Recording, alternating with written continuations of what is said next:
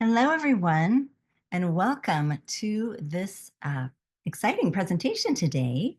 My name's Lisa Levinson. I'm Campaigns Director for In Defense of Animals, and today we're offering you a fireside chat that's exclusively on our mission and action for World Week for Animals in Laboratories, which is happening right now.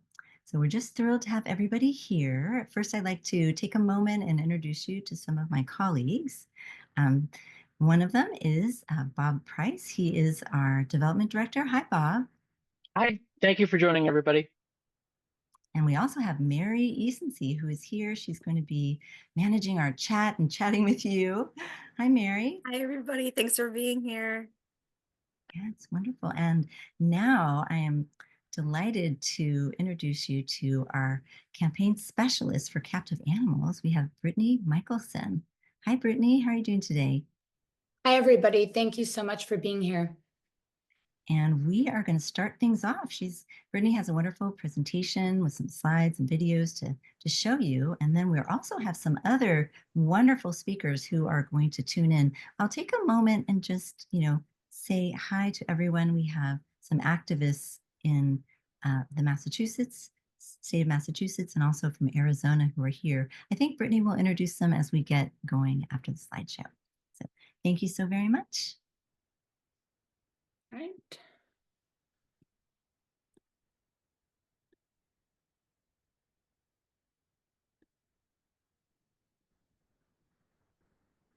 everybody able to see the screen? Yes, we can see it perfectly. Thank you so much, Brittany. Yep. All right. So today we are discussing World Week for Animals in Labs for 2025, which took place last week. So this is a follow-up on what In Defense of Animals did for WWAIL this year in collaboration with other groups.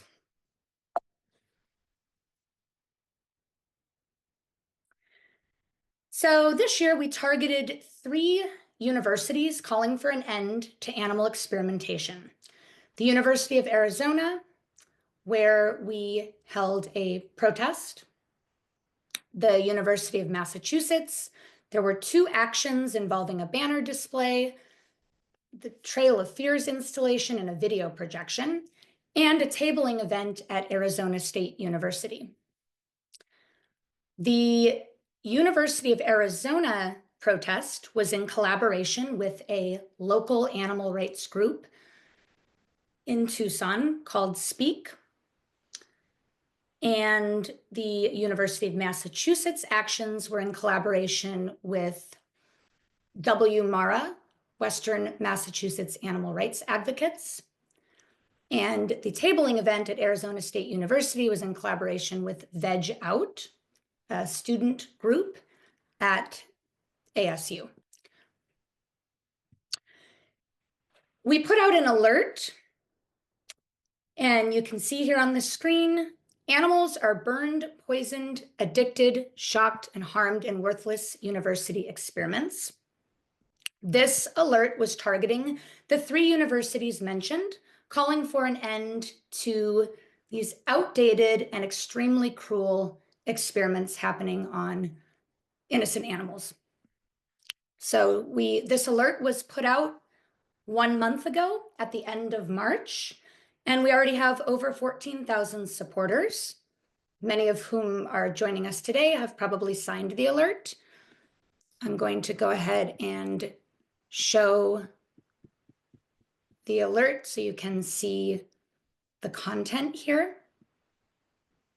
Starting with the University of Massachusetts, Arizona State University, and University of Arizona.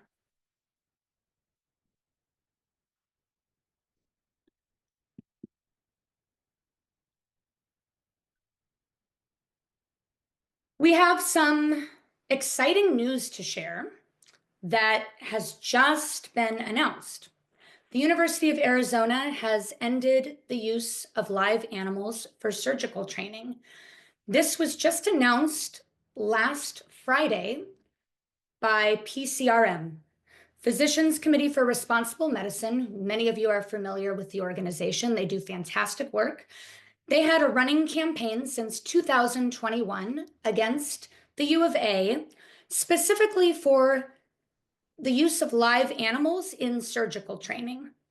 Now, the U of A is still continuing their animal experimentation, and we will be pressuring them to end that. However, it is great news to celebrate that they have ended the use of live animals for surgical training, and they were using pigs, and they will now be using ethical, human-relevant methods instead. So thank you to our allies, PCRM, for their efforts, and we were honored to support their efforts with our own advocacy.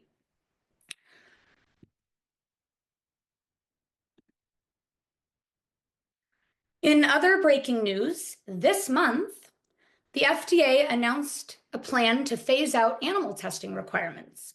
The plan will also incorporate NAMs, the new approach methodologies. So I'm sure many people are familiar with this news that just happened this month. And I'll go ahead and share this quote. For too long, drug manufacturers have performed additional animal testing of drugs that have data in broad human use internationally. This initiative marks a paradigm shift in drug evaluation and holds promise to accelerate cures and meaningful treatments for Americans while reducing animal use, said FDA Commissioner Martin A. Markary, MD. Okay, by leveraging AI-based computational modeling, human organ model-based lab testing, and real-world human data, we can get safer treatments to patients faster and more reliably while also reducing R&D costs and drug prices. It's a win-win for public health and ethics. So,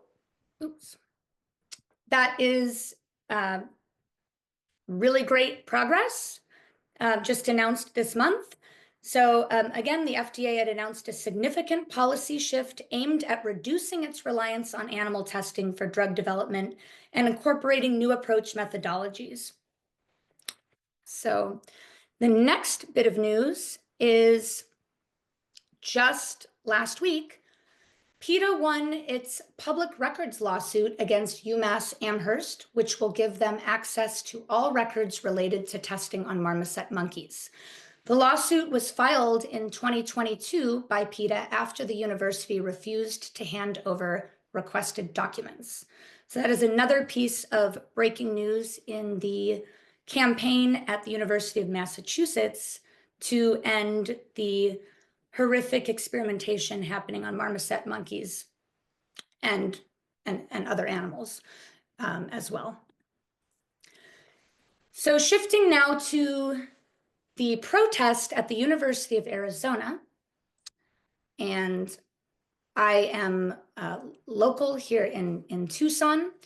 So I was organizing this action, and we set up across from the College of Medicine, and we held a protest again in collaboration with the local animal rights group Speak.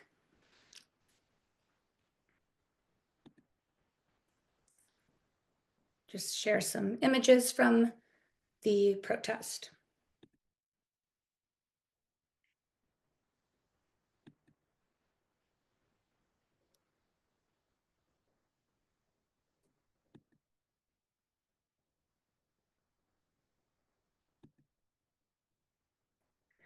All right, I'll go ahead and play a video.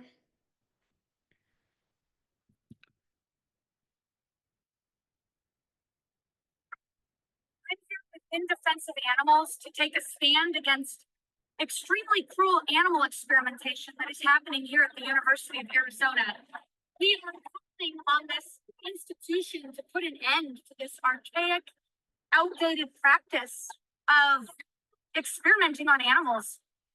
So here is a banner that IDA we produced for one of the actions at the University of Massachusetts. They did a banner display, and I just wanted to share with everyone the banner that was produced for that. And here is a video from one of the UMass actions.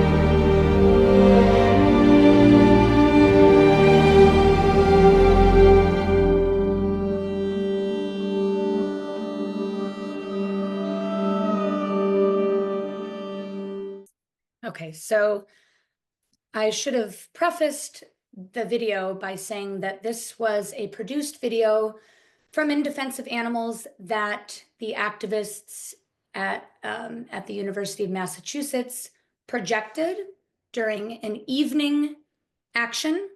So the video was projected for passersby to be able to view, and this is a way to highlight what is going on with marmosets at UMass.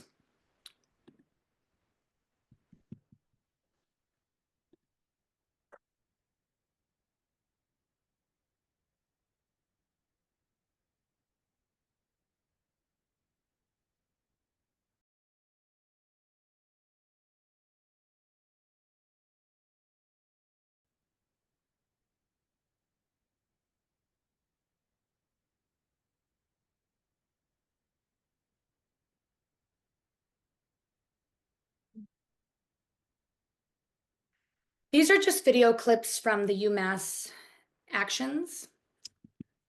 And let's see. Yeah. They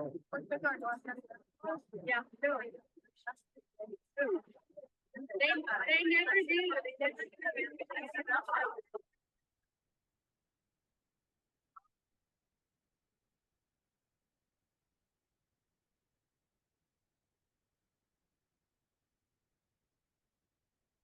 Yeah. No, not a deal. Okay.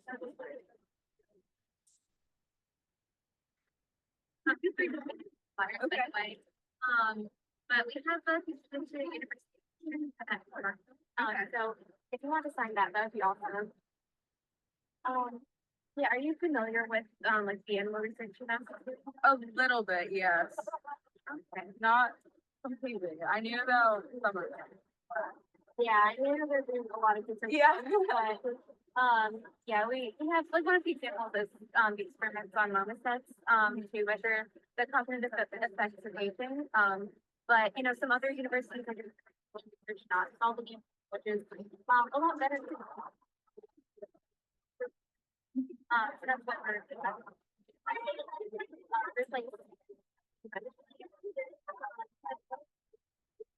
I mean I'm completely against animal testing personally, so I support ending it, but I know it's a controversial topic. So basically the activists were speaking with students and just opening their eyes to what's going on there on campus. And there were students who were saying that they didn't know that was taking place, and they were shocked, and they definitely want it to end. So those are the conversations that were taking place there.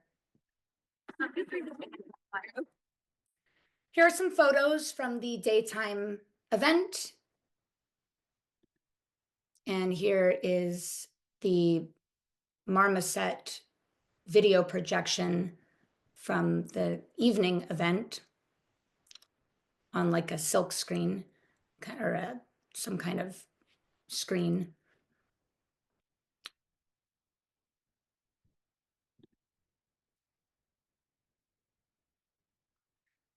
You can see in the background Stop Monkey Torture and the banner End Animal Experiments Now.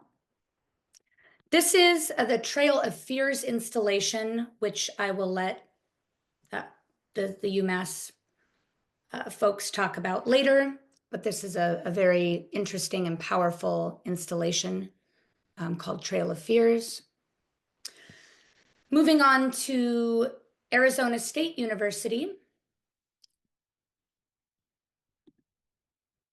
These are flyers that In Defense of Animals produced for a tabling event at ASU that gives information about the extreme animal suffering at the institution. There's some facts on the flyer and a QR code to sign the action alert calling on ASU and the other two universities to end animal experimentation and shift to humane, non-animal methods. And this was the tabling event at ASU.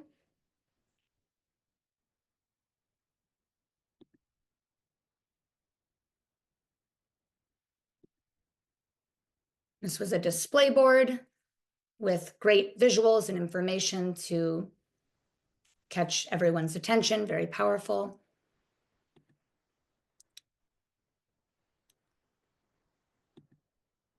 A lot of good conversations. I wonder if we should back up and try to play that marmoset video with the sound. Any thoughts? Okay, I think it's okay to continue forward. I think that's fine. All right, so let's see.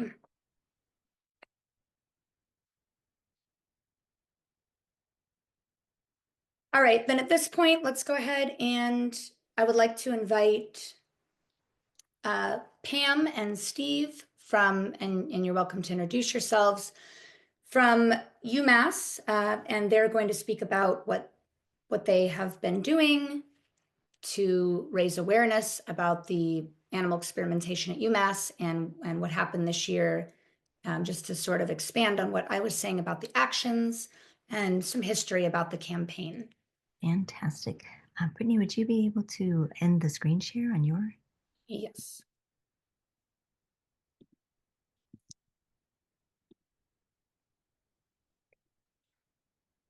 Hi, Brittany. Hi. So yes, go ahead, Pam. Great to be here with you guys today. And thank you so much for everything that you've done to make WWAIL a success on the UMass Amherst campus. Everybody that was an advocate for this, all the people that came together to work to create these two events on campus were amazing. Steve's going to share with you a little bit about the history of the UMass campus demonstrations and campaign that we've had against UMass at Amherst around animal experimentation. So Steve, do you want to go ahead and do that? Certainly, yes. First, I'd like to say thank you to IDA for your cherished contribution to putting this together, not just in a local perspective, but as a national perspective. I think the timing of our World Week for Animals and Laboratories may have been influential in some of the bigger things happening in the nation because of IDA's connection with all the different locations. At UMass Amherst, we had started out flyering, trying to address students to send in petitions to the administration. And then we moved into a new direction. Basically, the students were getting a little tired of us asking them to fill out this petition thing. So we moved on to trying to address the administration directly. And some of the ways we did that was we were coming out to events and flyering at events like Founders Day, where we had a banner and passing out literature and pins and plastic reusable cups.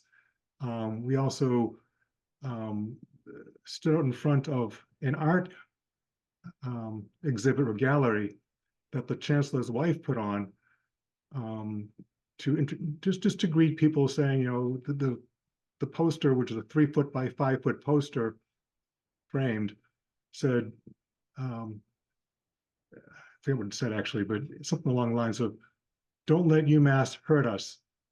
And that was kind of touching to people. Some people who came into this probably $100 a plate gala thing were positive responsive. Some were just basically neutral.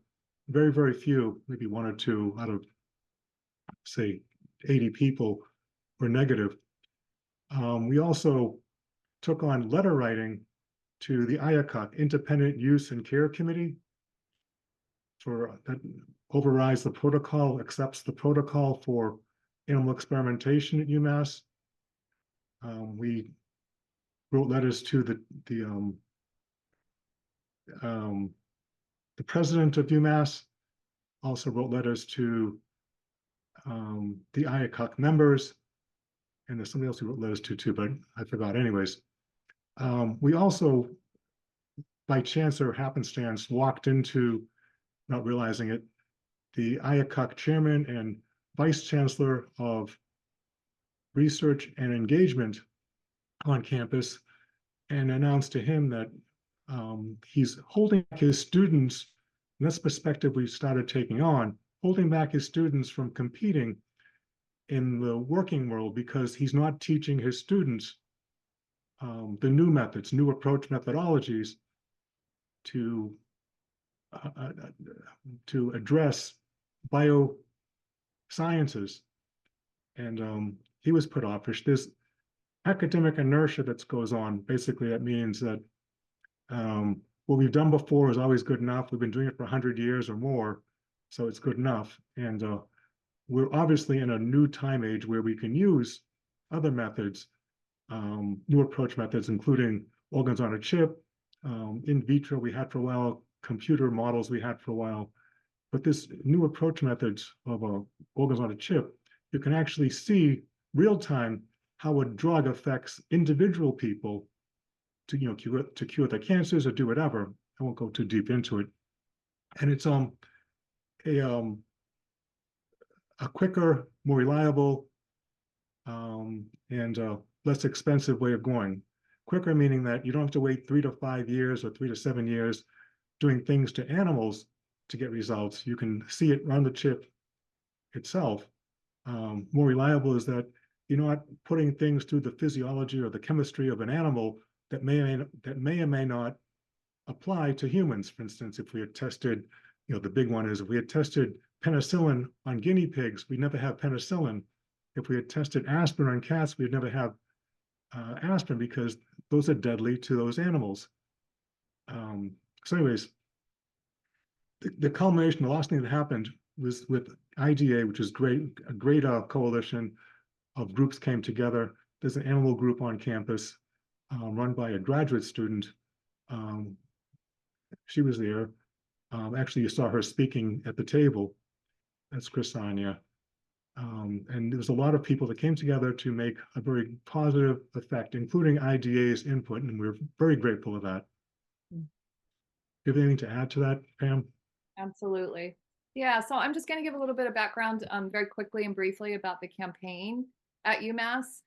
The campaign actually started in 2020 with PETA, the People for the Ethical Treatment of Animals. They came to negotiate on campus with the decision makers, and it looked actually promising back at that time in the conversations that they were having. Unfortunately, the people who are involved with IACUC on the campus decided to put a stop to those negotiations and those talks. So PETA stepped forward in 2021 to begin a campaign with Amherst and all the decision makers demanding that they shut down the marmoset lab. As you saw, everybody who was watching the video, and I think some of you were asking questions, what is this with marmosets? What's happening with marmosets? These are some very specific experiments that have been targeted by a particular researcher to use marmosets. As you saw in the video, she has killed 56 marmosets since 2019. She's gotten $6 million in National Institutes of Health grants to do this type of experimentation to determine whether or not marmosets can be induced to have menopause and also whether or not there is cognitive decline as a result of that menopausal natural process. She also uses some medications in that process. We have been targeting, as PETA and Grassroots on the Ground, WMARA, this particular research that is being done on campus. What we have done in this past year is to open up the campaign, not only to focus on the marmosets and ending that primate lab so that she does not get any more grants from NIH, but also to end animal experimentation on campus completely by 2030, and to bring in human relevant science, as Steve was saying, to enhance the education for all of those that are going to be graduating from the life sciences. So we, as on the ground grassroots advocates, wanted to enhance and deepen the campaign, and were able to fortunately come into partnership with IDA to do these 2 whale events, which were incredible and wonderful to bring more education to students on campus. Students had a lot of questions. Students were not aware of much of the experimentation and what actually happens at the end of experimentation, that these animals don't get rehomed and go to wonderful adoption places. Rather, they are killed and then their brains are dissected and examined. So these are the types of things that we're trying to bring. We're enhancing more and more human relevant information for the students by giving them educational opportunities from many different organizations and institutions. We're really just wanting to encourage in every way we can that the UMass decision makers shut down the primate lab, end animal experimentation, and bring in new methodologies in all of their research. If I may add to what Pam just said, marmosets don't get menopause. So they're altered they have their ovaries removed. Then they're given hot warm mitts to induce the supposed hot flashes. And then they're giving noise every 15 minutes to cause them sleeplessness, some of the symptoms of menopause, but they don't get menopause. Not a naturally occurring process, biological process in marmosets in any way. All of them are surgically induced, not only the females, but the males, because she uses males in these studies as well. So it's a real challenge, and it's many thousands of women over the years have come forward and said, use me, do not use these tiny monkeys any longer. Thank you, Pam. Pressure. Yeah, thank you very much, Pam and Steve. That was excellent information. And thank you so much for all of the advocacy that you and the rest of your team have been doing there. And yeah, we just we're very grateful to be able to collaborate, IDA and WMARA. And of course, as Pam mentioned, how PETA had started the campaign there. I want to say a few things about the University of Arizona before we jump over to Jade with Arizona State University.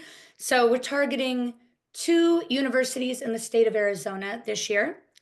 And the University of Arizona has been involved in cruel experiments on primates and the surgical training using pigs, despite the availability of alternatives like in vitro studies, computer modeling, and advanced imaging techniques.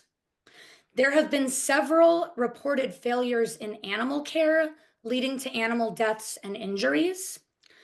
So I wanted to point out that there have been issues, recent failures by the university animal care, and I say, animal care in quotes because they're really not caring for the animals. They are being tortured. But this includes inadequate training and carelessness in the handling of animals, causing injury and death. Years ago, a primate named Pepe was the victim of a botched cranial surgical procedure. And I do want to point out that despite past reports, there is uncertainty about the current status of primate experiments, as the university has not provided recent data on these practices. SPEAK, which is the local animal rights group in Tucson, and that stands for Supporting and Promoting Ethics for the Animal Kingdom. It's a long long name. The acronym is SPEAK, Supporting and Promoting Ethics for the Animal Kingdom. They have been working on FOIA requests, and so hoping to get updated information. And just until last week, we found out that the surgical training procedures on pigs has been ended. But up until that point, the training training for surgeons using live animals, specifically pigs, was taking place at the U of A, and the pigs were then killed at the end of the procedures. So I think. Oh, and I do want to mention that IDA has collaborated the last few years with Speak, doing on-the-ground protests, collaborating for WWAIL these past few years, and holding protests there at the university in front of the College of Medicine. So I think we will go ahead and move on to Jade, who is a student at Arizona State University. And you can talk, Jade, about what's going on at ASU. And if you want to, whatever you'd like to share, please go ahead. Oh, and you're muted.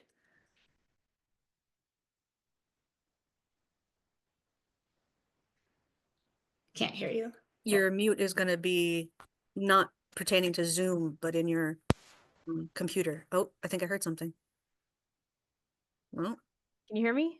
oh, Yeah. there you are. All right. Okay. Yeah, thank you for inviting me to this meeting with IDA. And I also want to thank IDA for printing 250 custom flyers for our tabling event at ASU.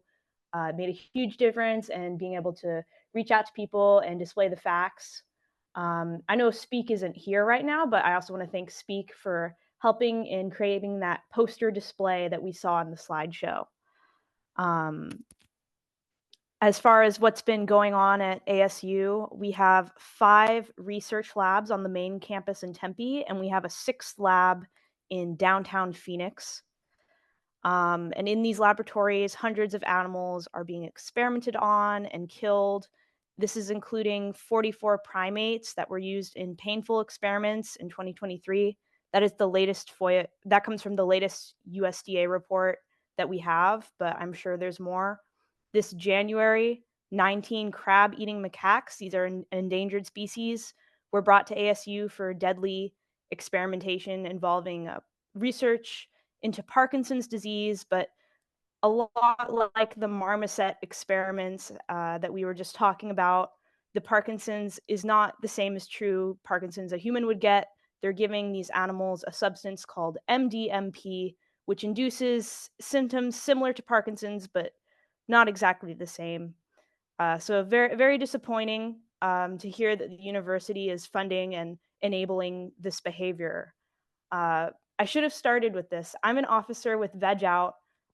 It's a vegan activist club at ASU, and we are just getting off the ground in terms of membership.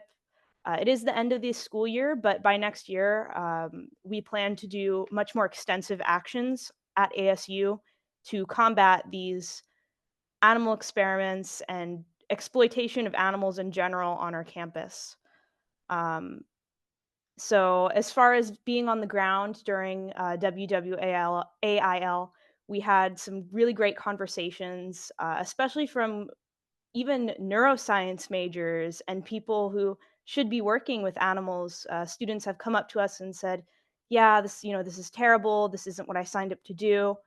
I've also had 2 separate people have commented the same thing, that not only do they not agree with experimenting on animals on campus, but they don't agree with the curriculum using animal testing as case studies. So I think that's another angle, is not only modernizing how we do science, but modernizing how we teach science as well.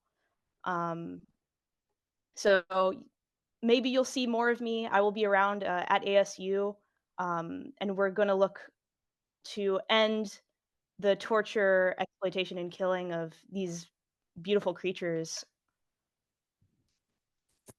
Thank you so much, Jade. That was excellent information. Very much appreciate you joining us today. Thank you. Of And course. yeah, so there's much progress to be made, but we've had some great, very recent news, as I mentioned, with the surgical training, the using live animals at the University of Arizona ending, the news from the FDA shifting away from the use of animals for testing, and also the news about the PETA lawsuit at UMass, them winning that lawsuit, and giving them access to the records that the university had denied and rejected.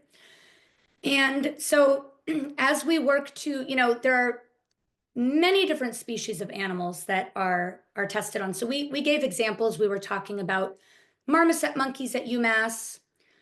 Jade was talking about monkeys at ASU, and I gave examples from the University of Arizona. There are so many different small animals, rats and rabbits that are tested on at universities and university labs, including the ones that we're speaking about today. So we do want to draw attention to all of the animals, all of the species, besides the examples that we gave, because there are just so many different animals that are suffering in these laboratories. They're confined and they just live miserable lives.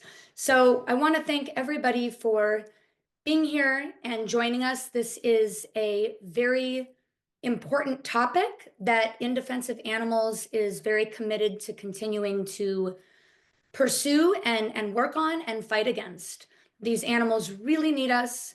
They've just suffered for far too long, and the alternatives are out there. We need to end these archaic, outdated experiments on these innocent animals and shift to ethical, human relevant methods that are more effective as well. Hey, Brittany, it looks like we've got some questions from people who have joined us. We've got Elaine who has a question. Just wanted to see, she raised her hand. She wants to join and ask your question. Then Mary, if you'd like to help Yeah, field some of the questions, that would be great. there were some great questions from our wonderful attendees today. I'm not sure what Elaine's question is yet, but Elaine, you can type in the chat or in the Q&A box and let us know what your question is. I've got a list right here of the other questions that people have asked. All right, so someone is near to UC Berkeley, and they want to know if anyone knows if they still do animal experimentation at the NW Animal Center. I'm not familiar with Berkeley, but they were curious if anyone knew the status there. As far as I know, it is still taking place. I know that there have been activists and campaigns over the years fighting against animal experimentation at UC Berkeley, especially because Berkeley is like such a progressive city, and it is really like the epicenter of so much in regard to animal rights. Lisa, I don't know if you can speak to that at all, based on, in fact, In Defense of Animals has some history with UC Berkeley and UC Davis in regarding to animal experimentation. So do you want to say anything about it, Lisa? Well, it's a good question. We do have on our website, we have a milestones page that maybe Mary could put into the chat so people can read about it and you can see like the things that we've done. Because I know Dr. Katz, that was one of his very early on campaigns was anti-vivisection because he was a veterinarian. So it was very important to him.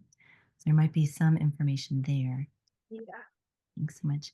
And then maybe we can go to... Here's our milestones page. Bet there's a lot of info there because this was a passion project for Dr. Katz. Pursuing anti-vivisection was basically what got him into this and made IDA begin at all. So it's like the heart of our work stemmed from this exact work. So let's move on to another question. And this one is from Aggie in Minnesota. She wants to know, is there any info on how we can address China's reported requirement to test on animals for cosmetics that they either import or export to and from the US? I don't know about that one.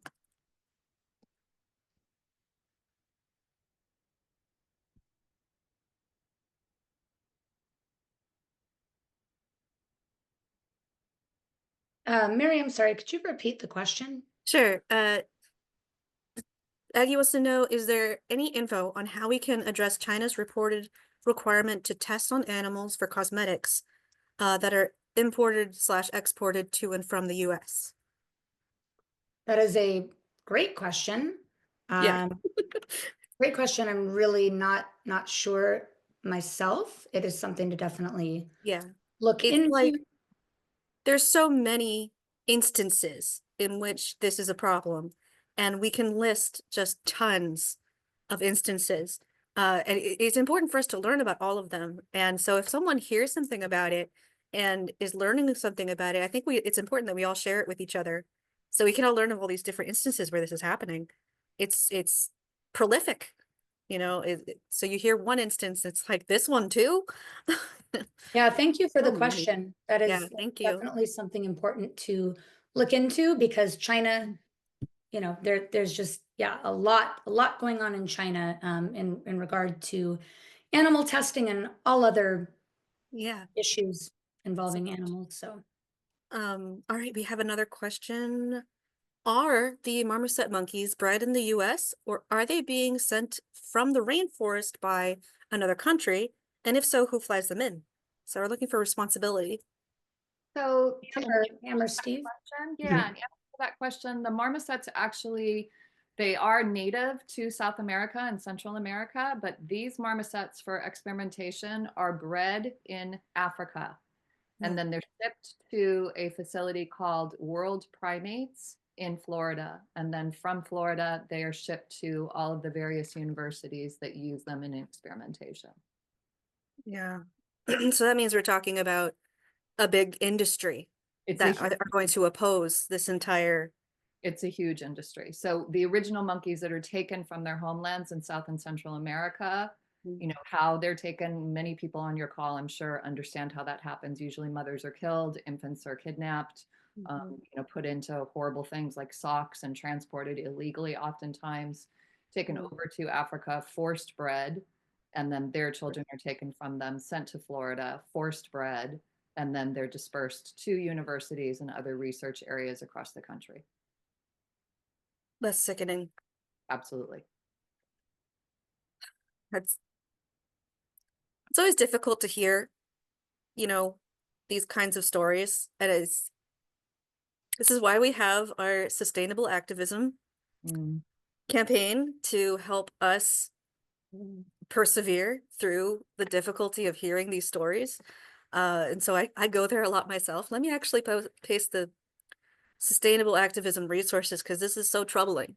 You know, it's hard to get it, but we have to keep going. So Well, one positive thing, it looks like Kim Clark, who's part of the UMass activist group, and we're so grateful to her for everything she's done to help these actions come about. She was just sharing that it was just announced that the National Institutes of Health, NIH, just this afternoon said that it is making a major commitment to shifting away from animal research towards human-based research. This decision comes from the director himself, Dr. Jay Bhattacharya. The Physicians Committee for Responsible Medicine has been working for years with the NIH to make this happen. And your support has brought us to this historic turning point. So this is amazing to hear. Now we have not only 4 new breaking news points. This is number 5 just today. How incredibly timely is that? that's really a relief to hear. It's like we're getting somewhere, you know, things are happening, progress is happening. There was a great comment just now from Julie asking, can we go after the place in Florida that is receiving the monkeys from Africa, and I don't know exactly how that would go, but that's an idea that Julie has, possibly pursuing some kind of action against them. Another question here from Debbie, who's always here. Shout out to Debbie. Um, she's wondering how much money do they actually pay for each of these individual marmosets? Like, how big is this industry? It's a great question. In the FOIA records that PETA has recently obtained from their lawsuit, there may be more information. What's interesting in the pipeline with the marmosets that this particular researcher has had is that she didn't get them straight from Florida. She got them from other universities, Johns Hopkins and Harvard, and so on and so forth. So another sad fact, I'm sorry to say, Mary, is that these babies, when they're taken up and brought into universities, they're often passed around from experiment to experiment until they find their end. So in terms of the cost for each marmoset, in what they're being sold for coming out of Florida and to the universities, we don't actually have that information at this point, but I can tell you that the housing, the caging, the feeding, the maintenance for all animals in experimentation is exorbitantly high. That's one of the things that we don't look at often. Taxpayers are paying for that. And all the new methodologies that are being invented literally every 5 minutes don't carry those kinds of costs. So it's another reason to end animal experimentation. Yeah. Yeah. I certainly don't want my taxes going to that. So I also might add that these things don't happen in a vacuum. There was a congressional hearing with White Coat Waste, PCRM, and Johns Hopkins, which had some influence on the Congress. And also with the new administration coming in, Trump's administration, and hiring Marty Macri, who always didn't like animal experimentation because it wasn't cost effective and it didn't help people. The government administration, seeing the light that 92% of failures when you transfer from animal experiments to human clinical trials is too much of a failure. That basically means that 8% work from animals to humans, and it's not cost effective, not sustainable. Yeah, exactly. It's not cost effective. It is torturous to these poor animals. I mean, there's no good reason for it, and this should not be happening in the name of science. So, and changes are happening, and we're moving forward, and the news that was shared is just examples of the progress. So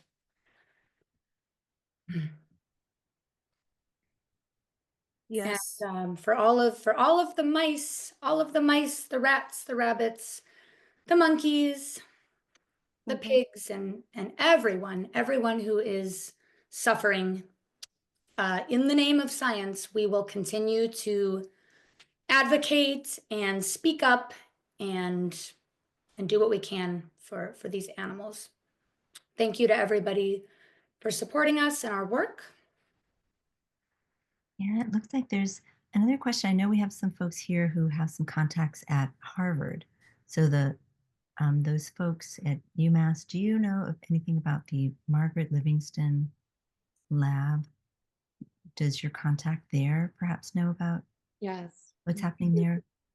Deborah Newman is an incredible woman. Speak Up for Animals is her organization. She has authored a bill that is supported by PCRM and PETA and many other organizations that is to essentially create a law that baby monkeys cannot be taken away from their mothers in the first year of life in experimentation.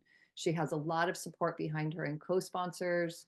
She has a senator sponsor that is at our state house in Boston right now.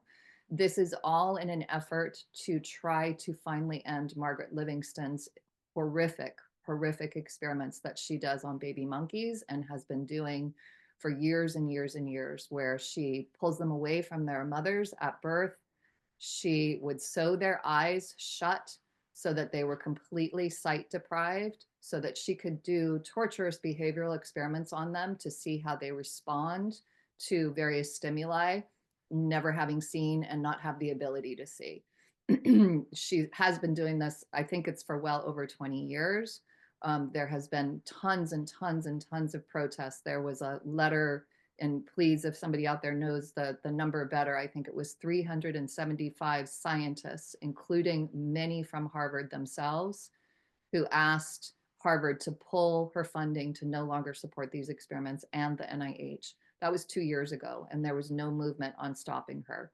She now uses different methods, very similar to the marmosets. The marmosets used to have electrodes drilled into their skulls and threaded down through their bodies into their bellies to be able to go under imaging, as Steve was reporting, to enhance the capacity to have hot flashes. So what Margaret Livingston does now is no longer shows the monkeys, the baby monkeys, eyes shut. Rather, she uses strapped on goggles and other types of things that the monkeys have no capacity to remove in sight. So the long and the short of it is, for whoever asked that question about Livingston, this bill that is before the Massachusetts legislation, we need to get this to pass this session. Our state session just started in January. So anybody who is interested in finding out more about how to endorse that bill, if you're a Massachusetts resident, you can reach out to the committee members, you can reach out to your senator and your representative to be able to endorse that bill. You're more than welcome to reach out to us at Stop UMass Marmoset Experimentation Facebook page. You can direct message us and we will get you that information on the bill. Well, we want to support that effort as well. So we Good. can do a regional alert to also back Wonderful. up what you're doing. Yeah. It's really our pleasure. We enjoy working with our partners, and that way we can amplify the message and get the word out there.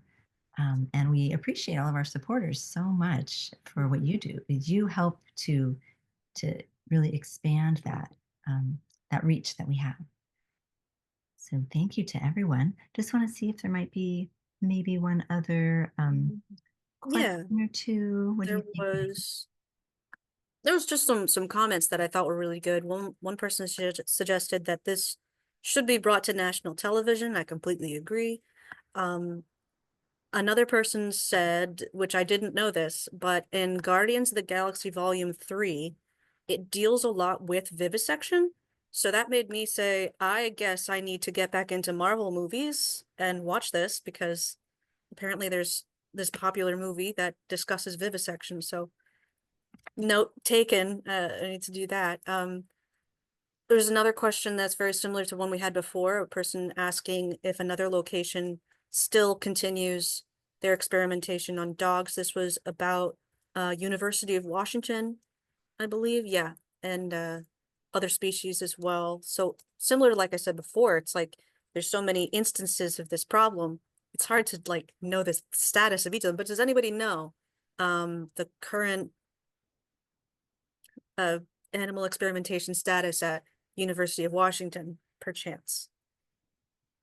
It feels like it's one of many a good places. question. It's one that our focus for this WWAIL was our work at the UMass. If I may throw in, yeah, please. we should start looking at, I'm going to throw IGN on the spot here, start looking at 2026 and getting the universities, people who are out listening, getting the universities together. So this is a national event, and it does be portrayed in the national news, because they're isolating us.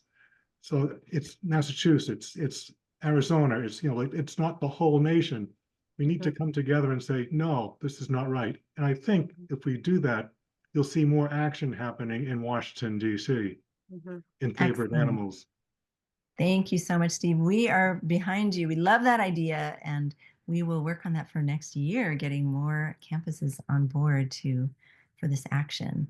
Yeah, every year should just get bigger and bigger. The more people on campuses who are against what, the place where they're going to get their own education. Like Jade, thank you so much for being here. Speaking up for their own future. They're trying to learn how to, get their own future to be amazing, right? And I feel like we keep stealing it away from the next generation with these backwards things, such as animal testing. It makes no sense. And the more students that keep standing up, it means we'll keep growing this movement. We'll keep moving forward. We'll keep having more people join IDA and speak up for animals. And everybody here, you know, WMARA, all of you guys, and we'll just all stick together. We'll all make it happen, you know? So here's to keeping it going. Well, thank you, Mary, for your help today, and thanks to Bob as well, who's been here encouraging us along. And a special thanks to our partners, those speakers we have from those groups, Pam and Steve, and also from Jade. And special thanks to Brittany for putting together this incredible presentation with all of these amazing updates. We're very happy to have all of you here because today was kind of a celebration, and that's rare for anti-vivisection movement. So here we have this day where there's just so many things to celebrate, and let's, you know, hope that this continues in the future. Thank you all so much. We hope you enjoyed this, and if you will be sending out a replay so you can watch it again and share it with people. And we hope you have a wonderful evening, and thank you for standing up and tuning in for World Week for Animals in Labs.